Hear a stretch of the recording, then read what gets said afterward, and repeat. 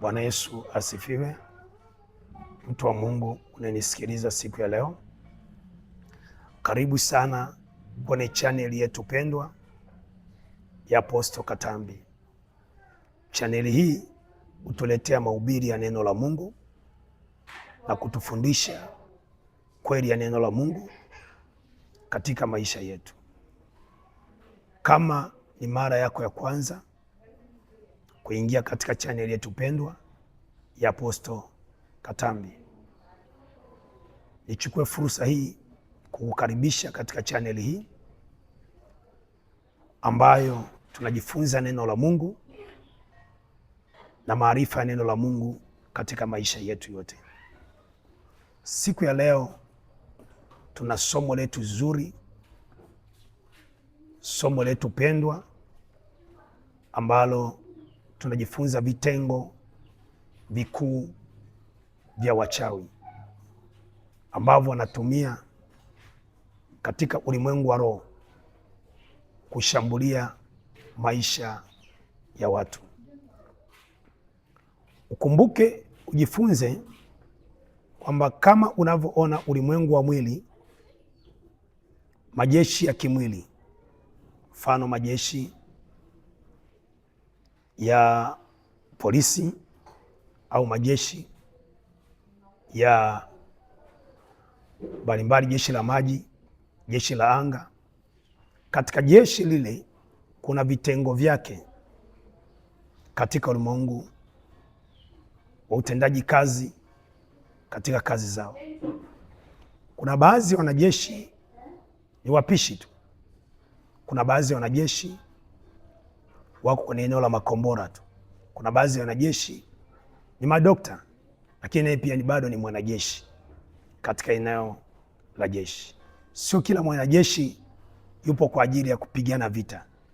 Kuna wengine wako kwa ajili ya kutibu watu wanapoumia na kupata majeraha wakiwa vitani. Somo letu la leo ndivyo ilivyo katika ulimwengu wa roho wa kichawi. Kuna vitengo mbalimbali vinavyofanya kazi katika ulimwengu wa roho wa giza.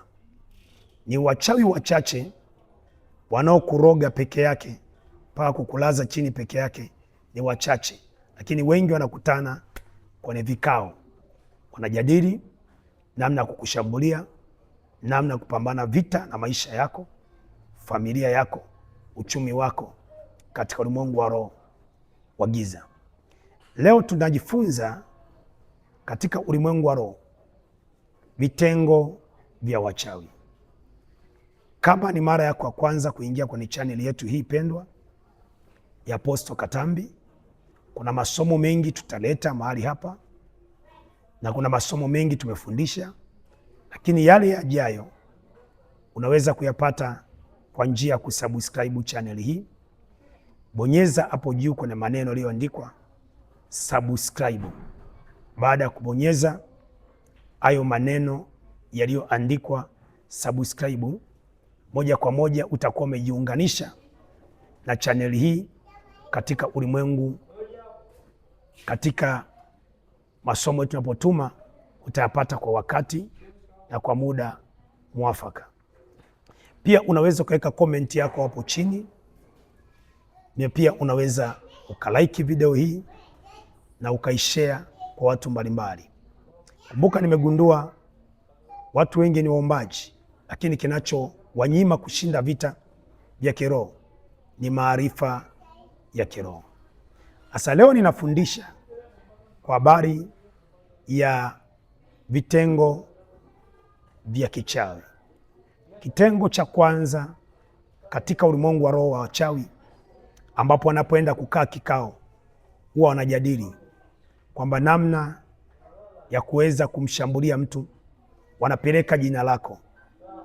Wakishapeleka jina lako katika vitengo hivyo, huwa wanakujadili, na kabla hawajapeleka jina lako, kitengo cha kwanza kinachohusika kwa wachawi ni kitengo cha wapelelezi. Wapelelezi kama unavyoona, wapelelezi wa polisi, wapelelezi wa jeshini, ndivyo pia kuna wapelelezi wa kiroho ambao anakuja kukupeleleza maisha yako ni yakoje, familia yako ikoje, bila wewe kujijua. Unaweza kuwa unaongea naye kama story tu, napiga naye tu kama story, anapeleleza pia miaka yako, umezaliwa lini. Ataanza kukwambia mimi ni mkubwa kwako, mimi ni mkubwa kwako, wewe ni mdogo. Atakwambia, atataja miaka yake, anaweza akataja hata ya ukweli kabisa. Alafu atakwambia wewe taja miaka yako, anakwambia apia kabisa. Kama ni Muislamu apia, kama ni Mkristo apia, ndio miaka yako kabisa kweli kweli. Kiona anasisitiza sana hapo kwamba apia ndio miaka yako kweli kweli, ni miaka yako hii, au unadanganya. Kama ni Mkristo sema hivi, sema hivi, ujue huyo yuko kazini. Katika ulimwengu wa roho yuko kazini, maana hawezi kuroga mpaka wapate miaka yako. Katika ulimwengu wa roho ujue huyo ni mpelelezi, ametumwa. Na anaweza kukaa na wewe, mpelelezi sio mpaka umjue. Anaweza kuwa ni mtu mkarimu sana, ukipata shida ni wa kwanza kukusaidia, ni wa kwanza kuwa karibu na wewe. Lakini ulimwengu wa roho yuko kazini. Ulimwengu wa roho yuko kazini kusaka maisha yako au kutafuta maisha yako katika ulimwengu wa roho. Kwa lazima ujue hakuna mchawi anayeua peke yake, huwa ana vitengo anavyoshirikiana navyo katika ulimwengu wa kiroho. Sasa nini nataka nifundishe katika siku ya leo? Kitengo cha kwanza ni wapelelezi wa kiroho. Wakiona kwamba wewe umeendelea kuwa unashambulia falme zao, unachoma moto falme zao, wanaweza kukuletea, kama ni mwanamke wanakuletea mwanaume, na kama ni mwanaume wanakuletea mwanamke.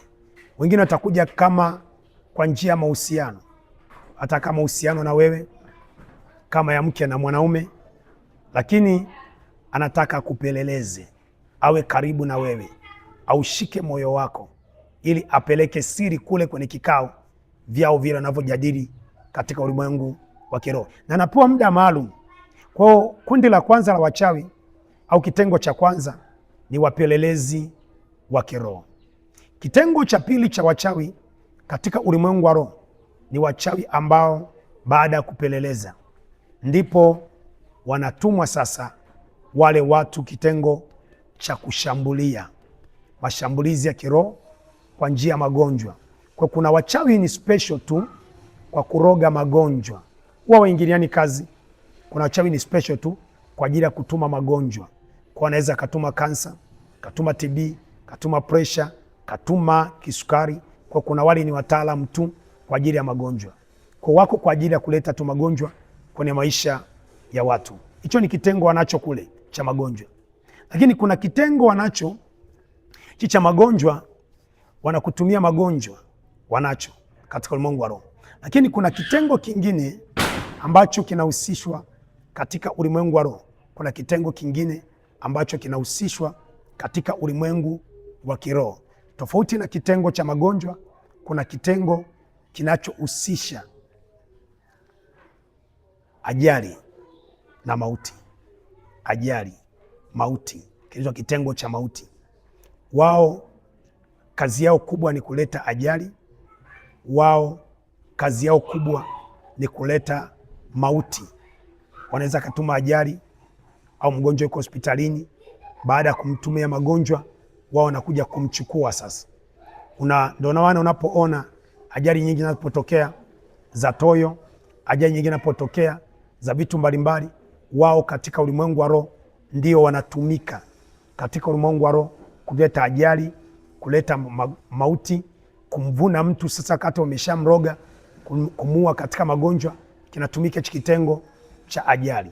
Lakini hii kitengo cha mauti ndio kimebeba ajali ndani yake. Sasa kitengo kingine huwa ni cha wapishi. Kuna wapishi wa kichawi ambao kazi yao ni kuandaa, wanapotoa mili mochwari, wanapotoa mili iliyozikwa au mili ambayo imepata ajali kubwa kabisa, ile mili wanaenda kuisafisha, kuiandaa kuwa chakula kwenye vikao vyao. Na wengine kitengo cha chakula wanaandaa pia damu za watu ajali inapotokea, wao wanakinga zile damu, wanapeleka. Wako ni kitengo maalum kabisa cha chakula katika ulimwengu wa kichawi. Lakini pia kuna kitengo kingine ambacho tofauti na hicho katika ulimwengu wa kiroho cha mashambulizi, ambao kazi yao ni kukushambulia. Apigwa, yani wao wanakitumwa, wao ni mashambulizi, mara ni magonjwa, mara nini, yani kazi yao ni kushambulia. Ndio maana unasikia unaweza kuota mara umefukuzwa na nyoka, mara unaota umefukuzwa na watu msituni, mara unaota nakimbizwa, mara unaota watu wanakuja kupambana na wewe, unapigana nao. Katika ulimwengu wa roho wameshika mikuki, wengine wameshika zile singe za kichawi. Kwa hiyo unakuta unashangaa kuna kikundi kinaitwa cha mashambulizi katika ulimwengu wa kiroho, na chenyewe pia kipo katika ulimwengu wa roho wa kichawi. Sasa wengi wanajua tu mchawi, japo mchawi arogi peke yake, huwa anashirikiana nao. Lakini pia kuna wachawi ambao amefuzu, anajua kuroga magonjwa, anajua kila kitu anajua, ambao huyo huwa anajitenga na anaenda peke yake. Lakini kuna wakati lazima awe kwenye kundi, lakini huwa hataki kuwa kwenye kundi. Kwa hiyo hao pia nenyewe ni wachawi. Sasa lengo langu ni nini? Sio kuzungumza vitengo vya wachawi. Lengo langu ni kuwashinda wachawi. Maana maandiko nasema nao wakamshinda kwa damu ya mwana kondoo. Ufunuo Yohana sura 12 mstari wa 11. Nao wakamshinda kwa damu ya mwana kondoo na kwa neno la ushuhuda wao. Sasa tutaanza kama ifuatavyo, namna kuwashinda vitengo vile wanapoenda kukujadili, au wapelelezi wa kichawi wanapoenda kukujadili, au kikundi cha mauaji wanapokujadili, kikundi cha magonjwa wanapokujadili, au wapishi wanapokujadili. Kwa hiyo hivi vitengo vyote hivi na wanaoshambulia unaweza kuvishambulia na kuviharibu, kwa sababu wanaweka vikao saa 8 usiku, saa 7 usiku, saa 8 wanaweka kabla hajaingia kwenye utendaji wa kazi. Kwa unachotakiwa kukifanya ili uwashinde wao, anza mapema maombi yako. Kama ni saa 7 usiku, anza mapema. Kwa hiyo anza kutuma damu ya Yesu, anza kutuma moto Roho Mtakatifu kwenye vikao vyao katika ulimwengu wa roho. Unaweza ukatumia maandiko yafuatayo. Kumbukumbu la Torati sura 28 mstari ule wa 7. Maandiko yanasema maadui watakuja kwa njia moja, nao watasambaratika kwa njia 7. Hili neno, hili andiko hili ni kombora ulimwengu wa roho, rafiki wa wasimamaji wachawi kwenye kuwasambaratisha.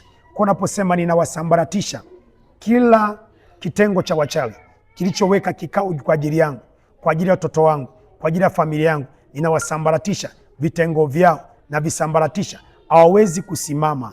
Moto unashuka na wasambaratisha kwa moto na kwa radi ya Bwana. Wanaojadili afya yangu, kazi yangu, vitengo vya wachawi ninavyojadili familia yangu, na visambaratisha kwa moto na kwa radi ya Bwana, hawawezi kusimama.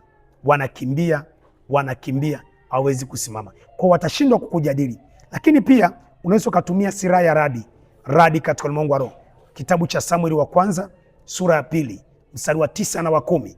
Maandiko yanasema washindanao na Bwana watapondwa kabisa. Toka mbinguni Bwana atawapigia radi. Kwa unaposema nashusha radi kwenye vitengo vyao wanavyojadili usiku wa leo, wanavyojadili watoto wangu, ndugu zangu, familia yangu, na wapiga kwa radi kwenye vitengo vyao. Wakati unashusha radi, huwa wanapigwa, wanalipuliwa, wanasambaa katika ulimwengu wa roho. Kumbuka mtaji wako mkubwa ni imani tu katika ulimwengu wa roho. Na tunaweza kuona